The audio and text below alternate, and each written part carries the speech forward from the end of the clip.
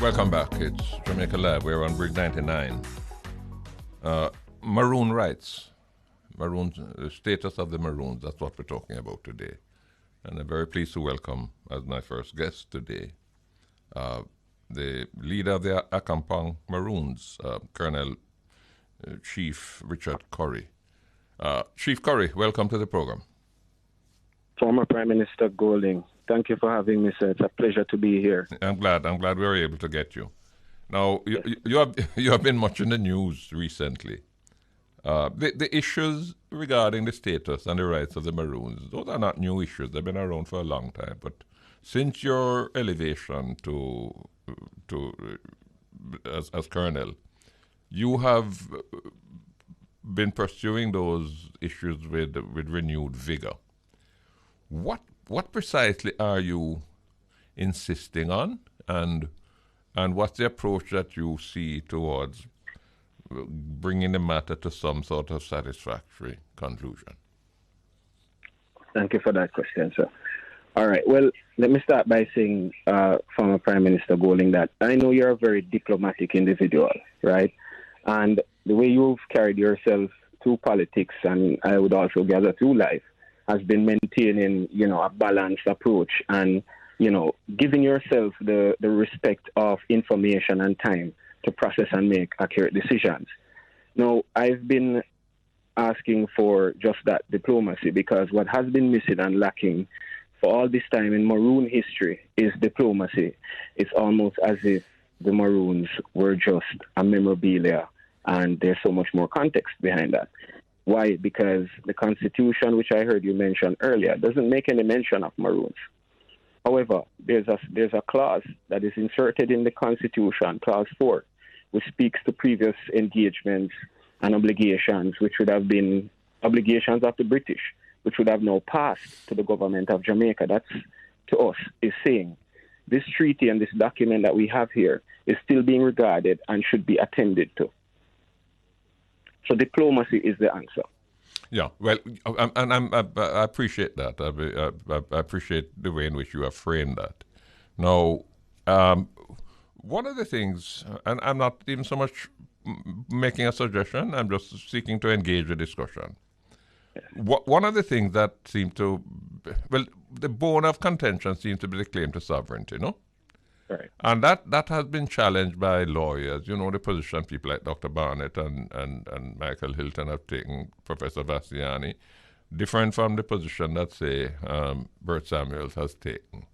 But the Prime Minister, in his response to the position you have taken, was quite defiant. The question of sovereignty, it seems to me, that if we were able to find a way to sandpaper down that particular issue, then we may be able to get some traction on the others. Because if you look at the treaty, for example, where it says, it sets out the leadership succession of the Maroons, starting with Kodjo and then his various brothers. And It goes on to say that after the last brother dead, is the governor that going to appoint the chief. That can't be sovereignty. If the treaty itself is giving the white man the power to decide who is to be the leader of the Maroons. Right. All right. So let me explain that. So I heard you mention a couple of articles in the treaty, which I'd love to go back over a few of them for you and, provide some clarity and context, which many, many, many Jamaicans and historians right through have missed, right? And I'm hoping that with this, it makes it a little bit clearer. So let me go through that clause you're talking, Clause 15, right? It says that Captain Kodjo shall during his life be chief in command in Trelawney Town. As you said, it goes on after his decease. His brother Kompong, after his decease, his brother Johnny, and then Kofi, who shall be succeeded by Kwako. And after their demise, the governor or commander-in-chief for the time being shall appoint from time to time who he thinks fit for that command, meaning the command of the militia that would join the British to defend the island in the event that there was an attack. It is a total separate thing from saying they have the right to choose who the chief man is. The chief man is a separate individual and identity from the commander, who is a commander that takes battalion to join the British in force to defend the land.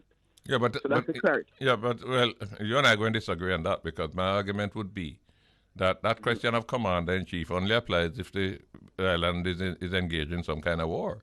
But if it's not engaged in some kind of war, it's the governor, the king's houseman, the one who was living in Spanish Town. Right. That was the one who was going to appoint the leader of the Maroons. That is not sovereignty. No, I mean, you do have your right to differ in the opinion, but it's clear in terms of what it is saying. The Maroons were to join the British to defend the island in the event of an attack. We were talking about a time of war. Now, we arrived at this document to facilitate commerce and trade. You said it yourself. The plantations were suffering. The sugar itself was suffering, of which most of the British wealth in that time Colonel, was depended on. Colonel, I don't want us to sort of get stuck on this point because there's some other important issues that I'm sure you want to discuss and I want to discuss too. But on this point, if you are correct, then that clause 15 couldn't stop there. It would have to say after the last Kodjo brother dead. This is how the leadership of the Maroons will thereafter be determined. It never say anything like that. It don't say that the Maroons will elect their own leader. No, but that wasn't a part of what this treaty is about. This treaty is about two separate entities agreeing at cessation of war first, and then two, how they then both operate within this land and defend it in the event of an invasion or some other nation that is rising from within the land. Right, that is exactly what this document is. All right, discuss with me now. Let us say that we were able to kind of tone down the rhetoric, you know? Yes. Get into a sort of civil discussion. Right. Let us say that the government were to decide, look, the Maroons are part of our history. And therefore, you know, there's no point in, after 300 years now, getting into a fight with them. So let us set up a structure, a framework. Let us appoint a team and they're going to sit down with the Maroons and they're going to iron out these issues and see if we can come to some sort of position where everybody would be happy. If that kind of scenario were to emerge, a couple of questions I want to put to you. One, is there unanimity among the various Maroon communities as to what that new relationship with the Jamaican state would look like? That's one. Two, is the question of sovereignty so riveted, so fixed, that is going to prevent any kind of movement on the whole issue of self-governance? Because you see, my thing is that you can have a community in Jamaica that within the framework of our laws and constitution has self-government, you know, has certain rights that are reflected, if not in the constitution, reflected in law. And Parliament could meet next week and pass a law to that effect. But we're going to have to get over this business of sovereignty. So the question I ask you, former Prime Minister, respectfully, what about the land? No. I have no difficulty with the land, you know. I have no difficulty with the land. Let me tell you how the only question as far as I'm concerned with the land is a couple of things. One, the boundaries of the land. Because if I read the treaty and I understand it, the treaty basically left it up to the Maroons themselves to go work out the boundaries, right?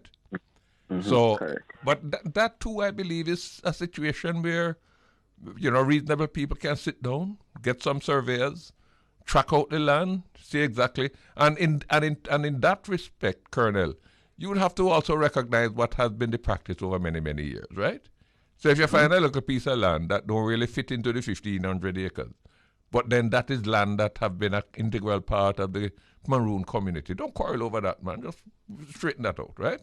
So I don't have a difficulty with that. The only concern I have about the land is, and I'd love you to talk to me on it, how do you reconcile it with the laws relating to titling and so on? For example, the land belonged to the Maroons, But is that collectively or is that individually? In other words, you are a Maroon. Do you have your own piece of land in the community? Or is it community land that you occupy? I don't know. All right. Let me help you now. All right. So quite a few things you touched on there, sir. So I hope I can retract, I can go back to and answer each properly. Yeah, now, sure. First and foremost, let's start out with the land. The land is owned communally. You live on the land that would have essentially been passed down to your family line.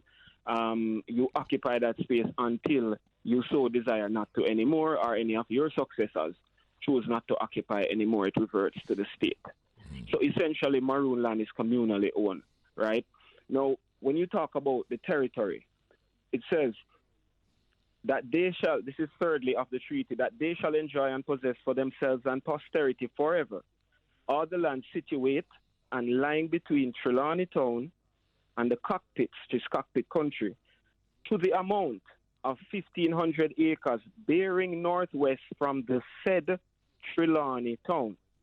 So we can agree that the 1,500 acres is not in Trelawney Town. It says bearing northwest from said Trelawney Town. So the arguments of Maroons controlling 1,500 acres is totally debunked if you actually take time to read what this document here is saying. But it says 1,500, Colonel Man. No, listen, hold on. It says 1,500. No, you're correct. It says 1,500, but let me read it again. If we know what Trelawney Town looked like, not Trelawney the parish, Trelawney Town was a precinct itself, right, which included a compound, Flagstaff, Land of Look Behind. All of those districts would have been part of Trelawney Town.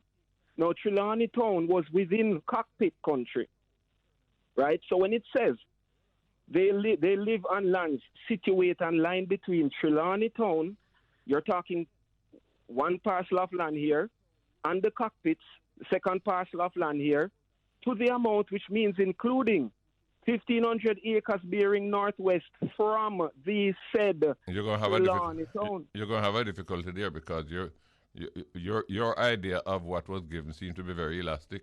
My idea of it is that it was very specific.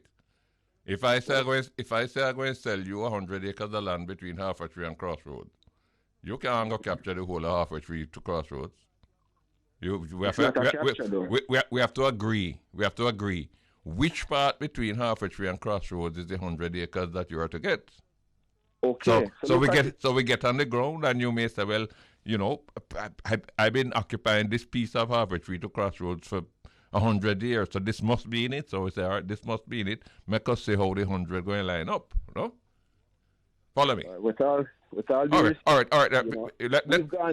We've gone a length at that discussion, and I mean, we're pretty certain and with, concrete evidence of what this document is portraying exactly is outlining the domicile of the Maroons, which was in Trelawney Town. My suggestion to you, and I'm being presumptuous, because you know more about the Maroon history than I will ever live to learn. But my suggestion to you, presumptuous as it is, yes, you can't ride the horse two ways, right? If you are holding up the treaty and say, listen, this is what the treaty say.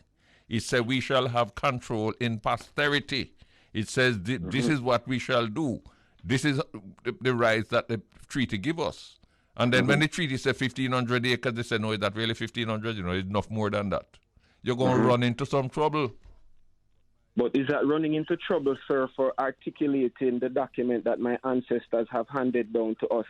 Is that correct to judge me for being able to identify and interpret a document that my ancestors had left? This document is very clear.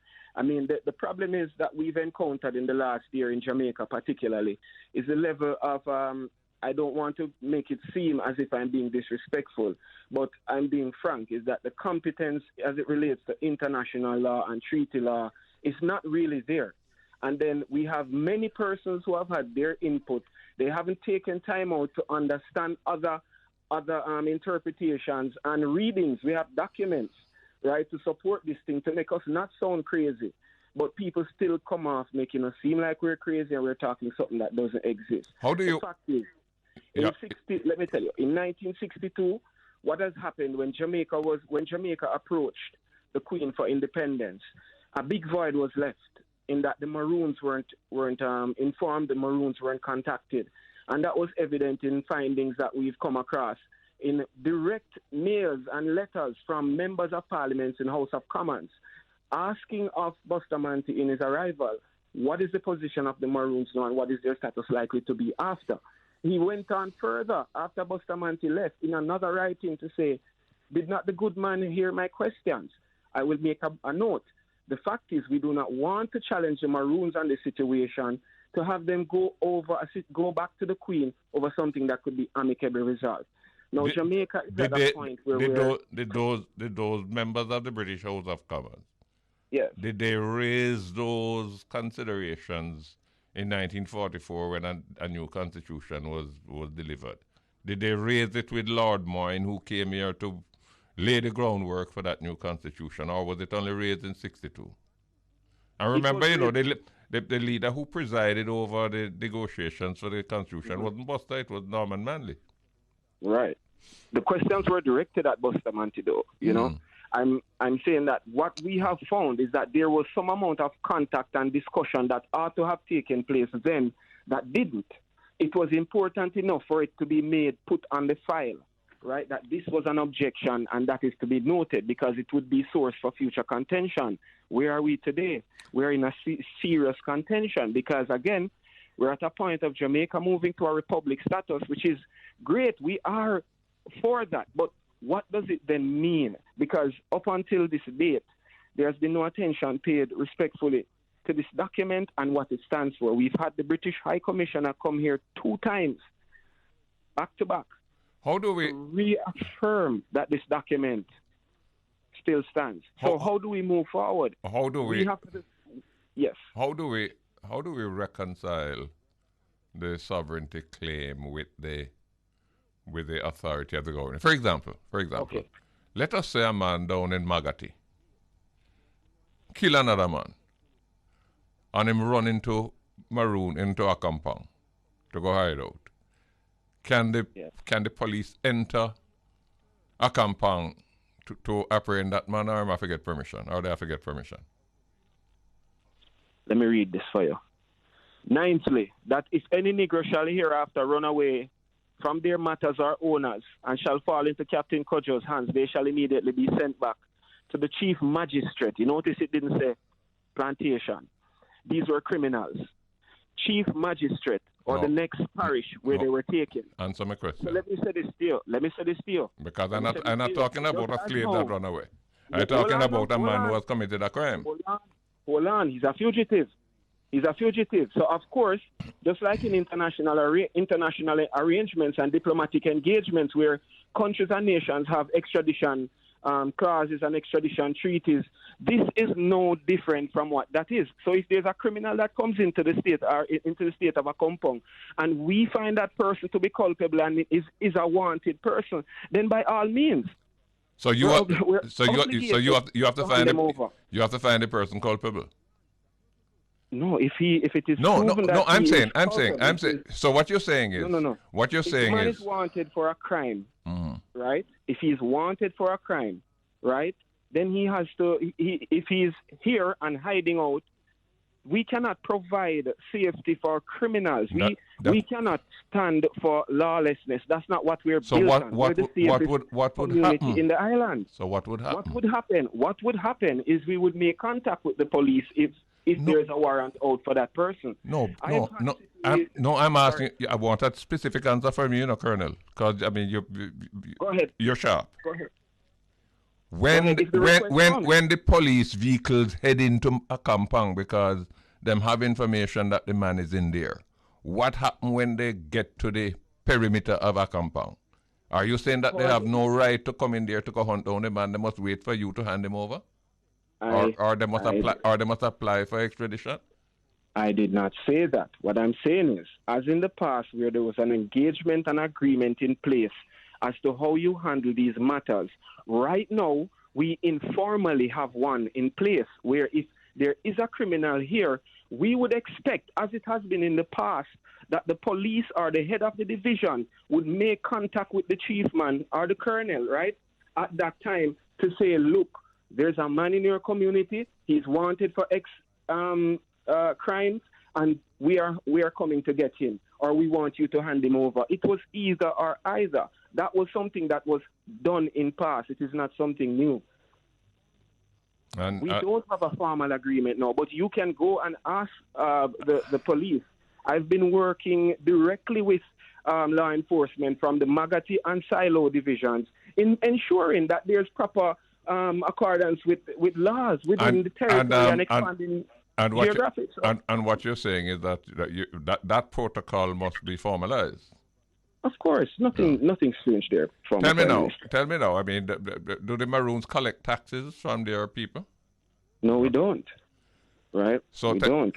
So tell me now, if you're a sovereign state and you preserve all of those rights, what relationship would you have with the budget that the government passes in God knows every April? All right. Look at it this way. All right. Since the claim is that the Jamaican, what we're saying is that Maroons are Jamaican, right? We have Jamaican instruments, passports, IDs, and Maroons vote in the elections. But when we turn and look in the communities, the Maroon communities, not just a compound, look at all the Maroon communities. What is really being done, right? We're being used and propped up for votes for political reasons. We have no water in our community, former Prime Minister. We provide 40% of Jamaica's fresh water. We have no running water, and we're praised and highlighted every year. Fine. And I'm not suggesting that the government must starve the community. What I want to pin it down, though. I want to pin it down because I see where your mind is. For example, yes. We get a lot of aid from America, no? Yes. And from England. Yes. To help with our schools or to help with our hospitals. So in a sense, what you're saying is that the sovereign accompang, what would be expected the Jamaica government, same way like how America gives Jamaica aid. We're a sovereign country, they're a sovereign country. That the Jamaican government would provide aid. It's not an entitlement, because we can't command, we can't compel America to give us nothing. But we say to them, boy, we need help, and they help us. Is that the position that you're putting up a compound in? It's not an entitlement. Yes. But it's an expectation. Listen, I humbly submit that forever what we've been looking for is understanding what this relationship is on paper, because it doesn't exist. The fact is, we have been operating in a very grey space, which has caused a lot of contention and problems. The situation with the police last year, one example. Police really don't know how to operate when they come into the space or interact with the colonel and his administration. Now, it's a similar thing in the U.S., as you mentioned earlier, where the U.S. government has certain recognition of tribal nations and their rights and privileges and their lands. I want you to do a little research for me. I know you like to do researches as well. There's a document called Concurrent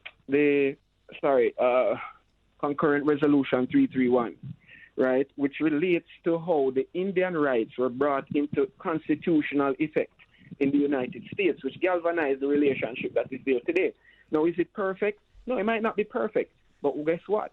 There are nations of people out there living in their autonomous regions and realizing in their true potential, their tribal realities as indigenous and First Nation peoples. Now, you said Kinda, which is Hebrew Ashanti, for one family. This is the recognition that there's a separateness on the island, but together we are one family. Now, without the recognition of that separateness, Honorable Prime Minister, there cannot be unity amongst the people. Out of many, one people. Tell me, I'm sure you're familiar with the arrangements involving the Kalinagos in Dominica. Yes, very much. Would that be a kind of template for the Maroons in Jamaica, or that would not be appropriate? Well, I think what needs to happen, to be honest, as I said, is dialogue, because there's no template that is perfect. It will all boil down to circumstances, because We have very peculiar circumstances, sir, which it relates to the development of our state and the people who are here who are really suffering and need help. Now, on top of that, the wider Jamaica needs assistance from an economic standpoint, a commercial standpoint, that we have potential capabilities and resources that could help be an enabler or a facilitator to such developments. We do not want to challenge the government. We do not want to overthrow the government. That is not our assertion. I want to remind every well-thinking Jamaican, the arguments are sore, but the intentions are pure. Believe me, right. What we are talking for is legacy business. A lot of people don't understand this culture, this history, and this document. Colonel, I want to take Colonel, yes, I'm in trouble because I'm out of time, but there's one question I have to get in before we go. Sure. Do you perceive that each of the Maroon communities, is it 4 or 5 we have? The numbers keep jumping around. All right.